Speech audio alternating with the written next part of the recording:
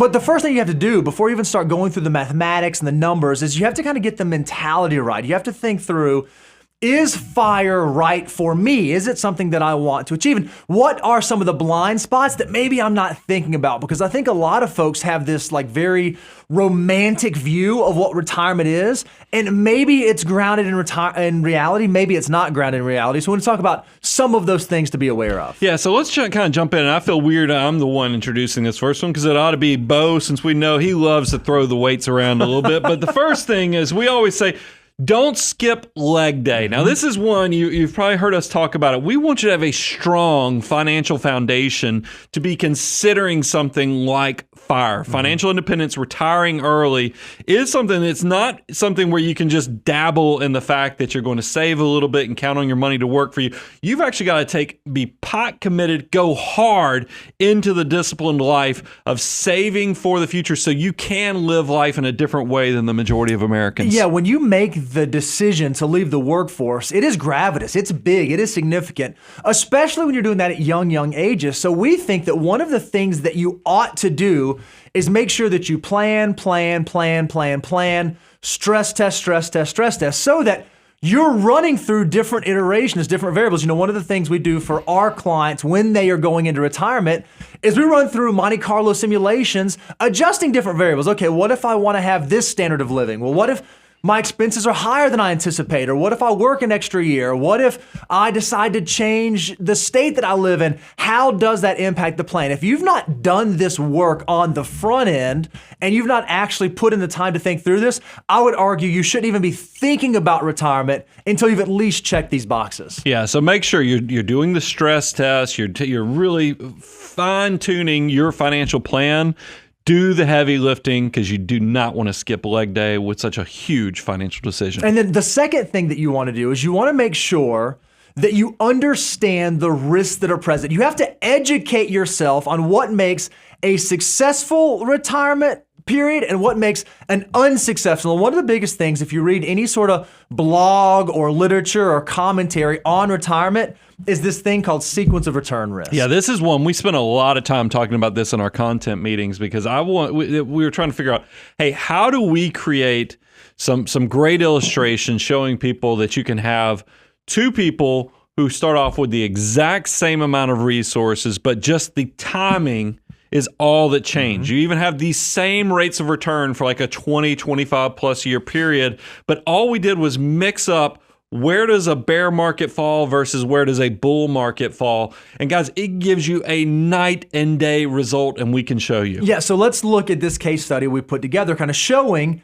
how this can manifest. So let's say that you start your retirement and you want to start withdrawing 4% per year starting in the year 2000 all the way until you get to the year 2023. And so we said, all right, I'm going to withdraw 4% of whatever my portfolio value is, starting with $1 million at the year 2000. Well, what you can see is in the first year, if you think back to the dot-com bubble bursting, you were able to withdraw $40,000. Well, then the market fell. It actually dropped 2001, 2002, 2003, so that your withdrawal rate was actually less than, you were living on less than you had anticipated being able to live on in retirement. Yeah, the reason we chose that 2000 is exactly what Bo shared, is that was a bad period. And that's what we want to talk about with this sequence of return risk is that, man, if you chose to retire right as things are they feel great at the time, you're like, man, I am so wealthy, I'm so rich,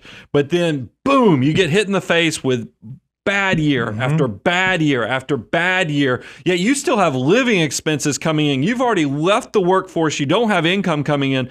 This is a big deal. And here's something that I think that we put no limit on what the 4% rule meant on this. So you actually have, even though we know that they entered retirement thinking they were going to pull out $40,000 a year, there's actually periods here where it got down to $19,000 a year because we didn't put a minimum. We just said, hey, just take 40%. And since they had to pull off the principal, their initial contribution early, they got to the point where they were basically living off of 50% of what they planned. I don't even know if that's possible, Bo, in a lot of ways, because that means maybe instead, like we have Farmer's Dog. My wife and insist on buying this overpriced dog food for our dog.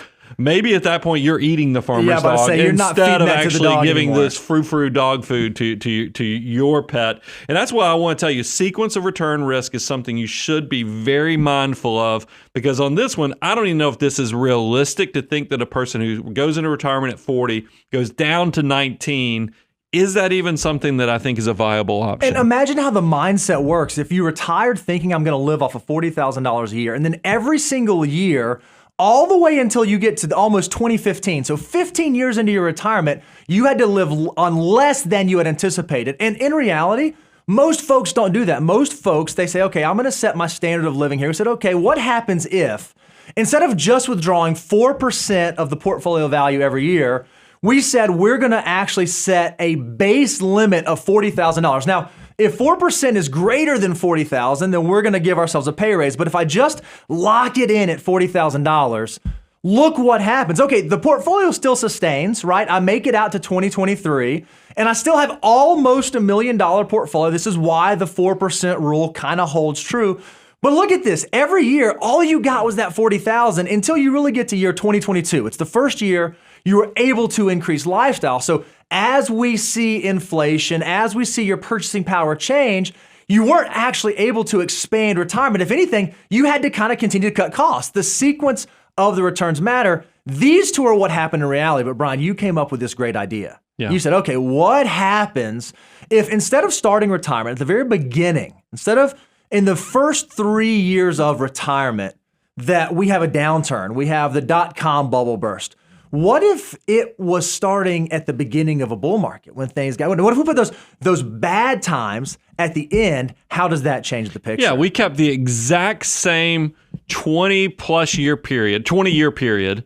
What was it, 23 years? 23 years. We kept the same 23 years, but instead of hitting that bear market from 2000 all the way through the end of 2002, we actually just said, move 2003 to the first year and then move those first 3 years of the bear market to the end. So you get the exact same returns. We just changed the sequence, hence sequence of return risk. And this is night and day, guys. Look at this. The same person, just if they retired 3 years later, now you have a situation where their average income is not, as you remember in the first one that had no limits, $38,000 a year was the average. Yep. Second one, where we put a limit, it was right over $40,000, but it gutted close to a third of the value, meaning their investment. Instead of it being worth $1.5 million, it was worth a little over $900,000.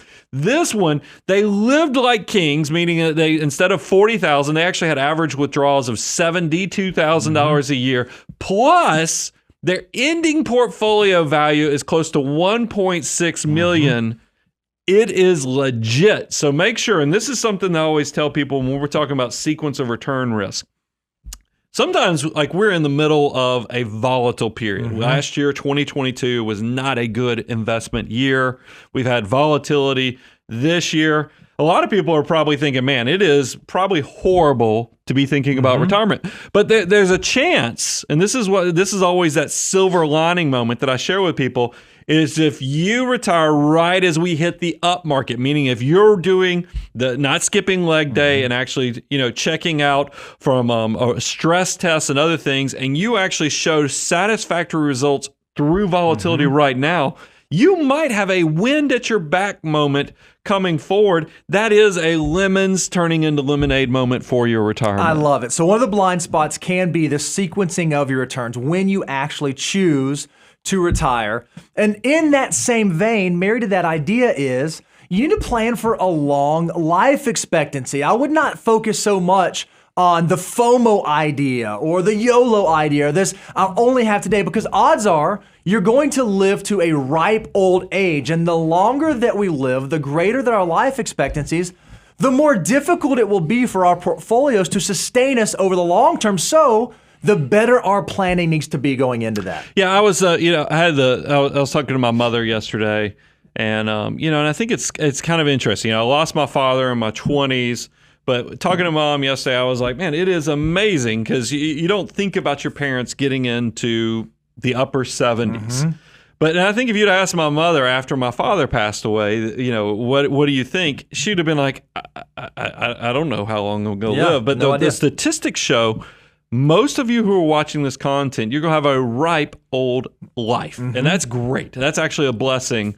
But what I don't understand is when I look at my comments, when I look on YouTube and I see all the people saying, man, I don't know that I'm going to live a long time. So when you talk about car culture and you talk about this, I'm going to live for today. And I'm like, fine, you are setting yourself up for you're living for today, but your future self has to be prepared to kind of pay the consequences or live with the consequences of that lackluster retirement, because that's the majority of Americans, and you are falling right into that trap of you're thinking YOLO and FOMO. I'm telling you, focus on food. That's where you need to be, because you will likely live to a very ripe old age. You need to have the resources to carry you all through that. And the data and the analytics substantiate this. The research studies support this. You know, the Trinity Study is something we hear a lot about, where they looked at what is a sustainable long-term sustainable long-term withdrawal rate over a 30-year retirement. And when they did this, they looked at different allocations of portfolios, from